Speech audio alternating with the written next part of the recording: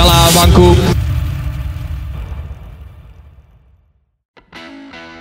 Sinteyong punya seabrek agenda setelah petualangan timnas U23 Indonesia berakhir di tangan Guinea. Sinteyong tak bisa beristirahat usai mengantarkan timnas U23 Indonesia sedekat mungkin ke Olimpiade Paris 2024. Garuda Muda hanya berjarak satu kemenangan dari Olimpiade, tetapi selalu kalah dalam 3 laga terakhir. 2 kekalahan didapatkan di Piala Asia U23 2024, yaitu dari Uzbekistan dan juga Irak.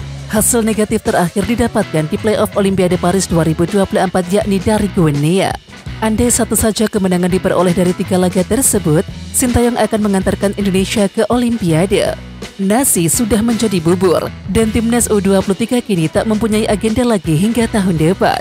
Agenda selanjutnya bagi Coach Sinteyong yaitu memantau Liga 1 2023-2024 yang sudah memasuki babak championship.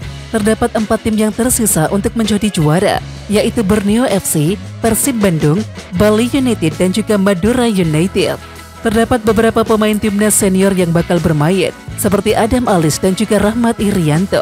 Setelah Liga 1 Championship selesai, timnas senior dijadwalkan berlahap 2 laga terakhir kualifikasi Piala Dunia 2026. Dan 2 laga tersebut digelar di kandang sendiri, yaitu melawan Irak dan juga Filipina. Tim Garuda hanya butuh 1 kemenangan untuk memastikan diri lolos ke putaran 3 kualifikasi Piala Dunia 2026. Sesudah itu, publik tinggal menagih janji PSSI untuk memperpanjang kontrak sang pelatih hingga 2027. Sinteyong itu kami sudah sepakat, tinggal kesepakatan sampai 2027, ujar anggota Exco PSSI Arya Sinulinga. Kita periode Erik selesai 2027, kontraknya pun sampai 2027, dan nanti ada poin-poinnya, target dong, dan kita sudah level segini. Sementara itu jika kontrak baru telah ditandatangani, Sinteyong bisa kembali menangani timnas Indonesia untuk jadwal lebih berat. Putaran ketiga kualifikasi Piala Dunia 2026 akan diikuti 18 negara terbaik Asia dan juga dimulai September. Jadwal selanjutnya Sinteyong 6 Juni Indonesia versus Irak, 11 Juni Indonesia versus Filipina. Berikut kabar terkini terkait hasil yang diperoleh 3 pemain timnas Indonesia di luar negeri. Pertama adalah Justin Hubner. Justin Hubner memperkuat Cerezo Osaka melawan Vissel pada Sabtu 11 Mei 2024. Ini merupakan laga lanjutan G1 League 2024 yang terlaksana di Yodoko Sakura Stadium Osaka. Laga tersebut sekaligus menjadi momen spesial bagi Justin Hubner. Pasalnya, ini merupakan kali pertama Justin Hubner masuk starting line-up Cerezo Osaka di G1 League 2024. Namun sayang, Justin Hubner belum bisa membantu timnya meraih kemenangan. Sang tuan rumah harus menyerah dari Vissel dengan skor telak 1-4, dan Justin Hubner sendiri lalu digantikan pada menit ke-75. Pemain yang berposisi sebagai bek itu digantikan oleh Hiroshi Kiyotake. Nama kedua adalah Shane Patinama. Berbeda dengan Justin Hubner, Shane Patinama berhasil membantu KASI Open meraih kemenangan pada laga lanjutan Jupiler Pro League 2024. Tepatnya KASI Open sukses mengalahkan RWD Molenbeek dengan skor 2-0 pada Sabtu 11 Mei 2024. Hanya saja, kemenangan ini terasa hambar karena KASI Open sudah dipastikan terdegradasi. Nama terakhir adalah Jeitzis. Jeitzis berhasil mencetak gol pada saat Venezia FC menghadapi Spezia 11 Mei 2024. Gol pemain yang berposisi sebagai bek itu lahir pada menit ke-17 dan juga sempat membuat Venezia FC unggul atas sang tuan rumah. Namun Spezia berhasil membalikkan keadaan dengan menjebol gawang Venezia 2 kali. Venezia FC harus tumbang dengan skor 1-2 dari Spezia FC. Kekalahan ini membuat Venezia FC finish di peringkat ketiga klasemen akhir Seri B 2023-2024 dengan raihan 70 poin dari 38 laga. Sementara itu Venezia masih memiliki kesempatan untuk promosi ke Seri A dengan cara menjalani laga playoff yang dimulai pada tanggal 20 Mei mendatang. Ketua Umum PSSI Erick Thohir mengatakan bahwa pihaknya terus mengupayakan 3 pemain naturalisasi seperti Martin Paes, Calvin Verdung, dan juga Chance Revet. Dan hal ini untuk bisa memperkuat timnas Indonesia saat melawan Irak dan juga Filipina pada kualifikasi Piala Dunia 2026. Pemain Indonesia yang di luar negeri kita sedang menunggu konfirmasi Martin Paes dan kita sudah angkat sumpah dan kita menunggu kertasnya, kata Erick Thohir saat ditemui di kawasan Pelabuhan Benoa Denpasar, Bali, Minggu 12 Mei. Martin Paes sudah resmi menjadi warga negara Indonesia atau WNI pada tanggal 30 April yang lalu, dan kiper FC Dallas itu akan bisa memperkuat timnas Indonesia jika dokumen perpindahan federasi dari Belanda atau KNVB ke Indonesia atau PSSI sudah selesai. Sementara untuk Calvin Verdong dan juga Chen Sreven, kedua pemain tersebut masih harus melakukan proses naturalisasi di DPR RI. Sementara itu, Erick Thohir berharap bahwa Verdong dan juga Chen Sreven sudah bisa mengambil sumpah setelah pekan ketiga Mei 2024. Kalau Calvin Verdong sama Chen Sreven itu masih angkat sumpah lagi. Tunggu, mudah-mudahan bulan Mei minggu ketiga selesai. Ya kalau memang sudah diangkat sumpah, ya bisa gabung. Kita usahakan tiga-tiganya main, ucap Erick Thohir. Di samping itu, Pes, Verdong dan juga Reven merupakan 3 pemain naturalisasi yang masuk rekomendasi pelatih Sintayong untuk memperkuat timnas Indonesia. Laga timnas Indonesia melawan Irak pada tanggal 6 Juni dan juga Filipina 11 Juni pada putaran kedua kualifikasi Piala Dunia 2026 zona Asia sangat penting bagi skuad Garuda. Indonesia hanya butuh 1 kemenangan lagi untuk bisa lolos ke putaran ketiga sekaligus mengamankan tiket ke Piala Asia 2027.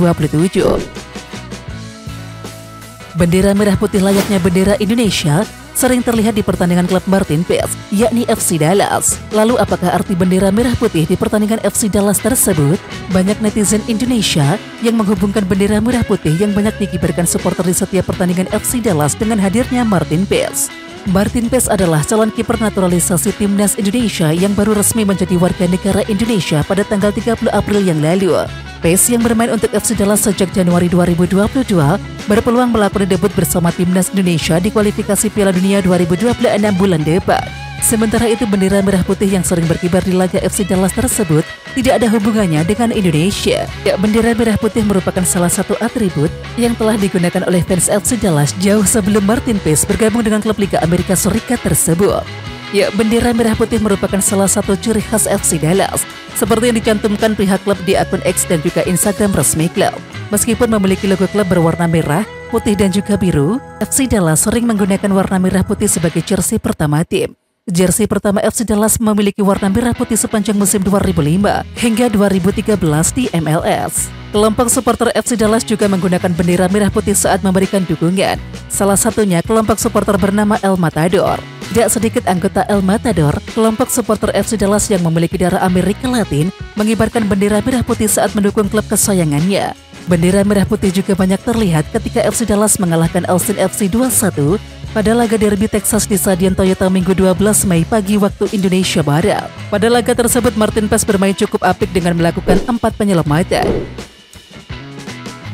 FC Dallas membuat meme kocak terkait dengan penampilan Martin Paes saat mengalahkan Austin FC pada laga derby Liga Amerika Serikat di Stadion Toyota Texas Minggu 12 Mei pagi waktu Indonesia Barat. Gol Petar Musa dan juga Jesus Ferreira memastikan kemenangan 2-1 FC Dallas atas Austin FC dalam laga Texas Derby, dan hasil ini memperpanjang rekor FC Dallas tidak pernah terkalahkan di kandang saat menjamu Austin FC. Penampilan apik Martin Paes juga menjadi salah satu kunci kemenangan FC Dallas. Kiper yang berpeluang debut bersama timnas Indonesia bulan depan itu melakukan 4 penyelamatan penting. Melalui akun Twitter resmi klub, pihak FC Dallas kemudian mengeluarkan meme kocak terkait penampilan Martin Paes. Semula FC Dallas menuliskan kelas dengan emoji api dalam foto salah satu penyelamatan penting Paes. Setelah itu, akun Twitter FC Dallas mengeluarkan meme foto Paes terpajang di papan tulis sebuah kelas sekolah seperti kebanyakan sekolah-sekolah di Indonesia. Dan meme kocak itu kemudian mendapatkan banyak respon dari netizen Indonesia. Banyak fans Indonesia yang hormat dengan pihak FC Dallas yang mampu belajar bahasa Indonesia. Bang Dallas, nice, perbanyak lagi kosakatanya Bang, tulis salah satu netizen. Ini sudah pasti, adminnya medsos FC Dallas adalah Bang Paes sendiri, tulis netizen lainnya. Di samping itu, Martin Paes sendiri puas bisa membawa FC Dallas meraih kemenangan penting dalam laga derby melawan Austin FC.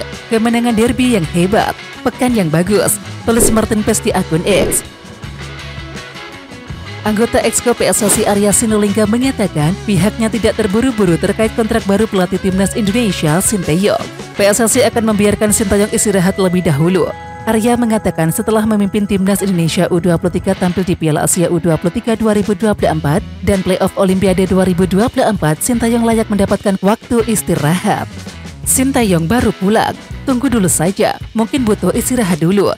Capek juga dia, 40 hari dia bersama timnas U23. Biar istirahat dulu, ujar Arya Sinulinga di Jakarta Sabtu 11 Mei. PSSI dan juga Sintayong sudah mencapai kesepakatan verbal untuk memperpanjang kontrak hingga 2027. Arya mengatakan negosiasi kontrak baru antara Sintayong dan juga Ketua Umum PSSI Erick Thohir akan dibahas dengan sangat detail. kita akan bernegosiasi di banyak hal. KPI tercapai itu sesuatu yang kami hargai. Kemudian ke depan kontrak sampai 2027. Ingat Pak Erik ini sebagai ketua umum tidak ingin bikin kontrak-kontrak di luar wilayah masa kepengurusan dia. Karena batasnya 2027, maka kontrak Sintayong juga sampai 2027. Karena kita nggak tahu, jangan sampai kontrak Sintayong jadi beban ketum berikutnya. Jadi Pak Erik itu nggak mau membuat beban yang berikutnya, ucap Arya Sinulinga. Sebelumnya Sintayong juga bersikap santai ketika ditanya soal kontrak baru dengan PSSI.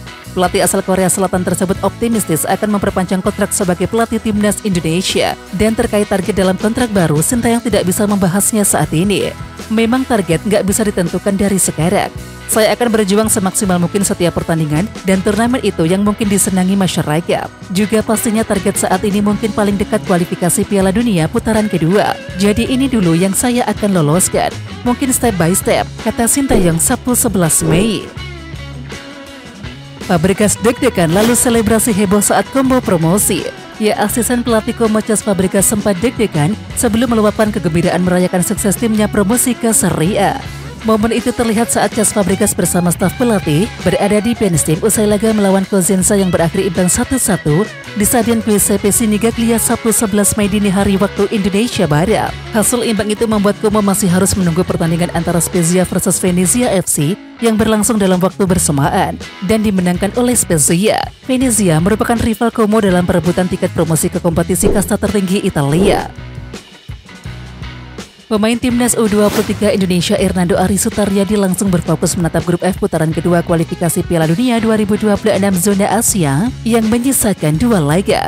Berdasarkan jadwal, timnas Indonesia akan menjamu Irak 6 Juni 2024 dan juga Filipina 11 Juni 2024 di Stadion Utama Gelora Bung Karno atau SUGBK Senayan, Jakarta Pusat. Timnas Indonesia yang menempati urutan kedua klasemen grup F putaran kedua kualifikasi Piala Dunia 2026 zona Asia tercatat mengoleksi 7 poin.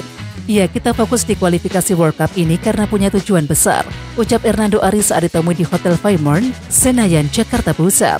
Sebisa mungkin kita berusaha untuk Piala Dunia, sambung Hernando Ari. Kembali berjumpa Irak, Hernando Ari berhasrat untuk balas dendam. Di 3 pertemuan terakhir melawan Irak, pasukan Merah Putih tercatat menelan kekalahan beruntun. Rinciannya, takluk 5-1 di laga pertama grup F putaran kedua kualifikasi Piala Dunia 2026 zona Asia. 1-3 di Piala Asia 2023 dan juga 2-1 di perebutan peringkat ketiga Piala Asia U23 2024. Pasti maulah, tutur pemain Persebaya Surabaya tersebut. Pemain kita sudah bagus-bagus kok sekarang, mungkin lebih percaya, lebih pede sekarang ini karena pemain kita sudah komplit lah, istilahnya itu. Dan mungkin masih ada tambahan-tambahan yang lain. Kita sebisa mungkin pasti ambil positif buat bulan Juni itu nanti, ujar Hernando Ari.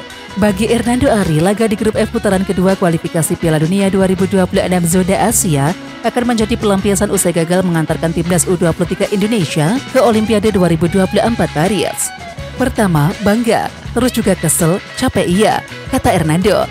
Karena itu satu langkah lagi kita mau ambil sejarah buat timnas Indonesia. Mungkin lebih ke nyesel ya, karena sudah lama sekali di sana dan kita tidak dapat apa-apa pulangnya, sambung pemain kelahiran Semarang, Jawa Tengah tersebut. Ya, pertandingan kemarin sih, Guinea itu menyesal karena parah sekali dari wasit, sampai juga semua permainan jadi kacau. Karena ya mungkin itu intrik di game. Jadi kita nyeselnya karena kita nggak bisa masuk Olimpiade, tutupnya. Ketua Badan Tim Nasional atau BTN Sumarji mengabarkan akan ada laga uji coba yang akan dihadapi oleh timnas Indonesia sebelum menjamu Irak dan juga Filipina di Stadion Utama Gelora Bung Karno atau SUGBK Jakarta. Laga uji coba tersebut dimaksudkan untuk semakin mematangkan persiapan skuad Garuda jelang menghadapi 2 laga terakhir di grup F kualifikasi Piala Dunia 2026 zona Asia. Sumarji menyampaikan bahwa timnas Indonesia akan berkumpul untuk memulai pemusatan latihan atletisi pada akhir bulan ini, tepatnya pada tanggal 27 Mei 2024. Sumarji juga mengungkapkan kalau PSSI memiliki wacana untuk menggelar laga uji coba pada tanggal 2 Juni sebagai persiapan skuad Garuda melawan Irak dan juga Filipina. Pertandingan pertama itu lawan Irak tanggal 6. Tapi sebelum tanggal 6 itu sempat ada diskusi PSSI juga akan menyiapkan uji coba kalau jadi, kata Sumarji sumber channel YouTube iNews TV Minggu 12 Mei 2024. Karena kan juga waktunya cukup mepet, kalau jadi uji coba itu akan dilakukan tanggal 2 Juni, terangnya. Namun begitu, Sumarji masih belum mengungkapkan siapa yang akan menjadi lawan uji coba timnas Indonesia. Sebab PSSI masih mencari negara mana yang sekiranya bisa didatangkan ke Indonesia. Kita juga lagi pikirkan lawan mana yang kira-kira bisa datang ke sini.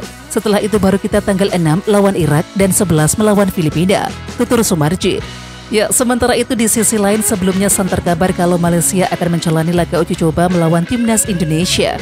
Bukan tidak mungkin kalau tim berjuluk Harimau Malaya tersebut yang nantinya akan menjadi lawan skuad Garuda. Apalagi mereka merupakan negara tetangga sehingga cukup mudah untuk melakukan perjalanan ke tanah air. Oke timnas lovers, siapa kita? Kita Indonesia. Ayo kita dukung terus sepak bola tanah air Indonesia. Jangan lupa dukung terus Garuda Raya Channel dengan subscribe, like, dan komen karena saran dan kritik kalian sangat bermanfaat untuk perkembangan channel ini. Tungguin video selanjutnya dari Garuda Raya Channel. Salam olahraga.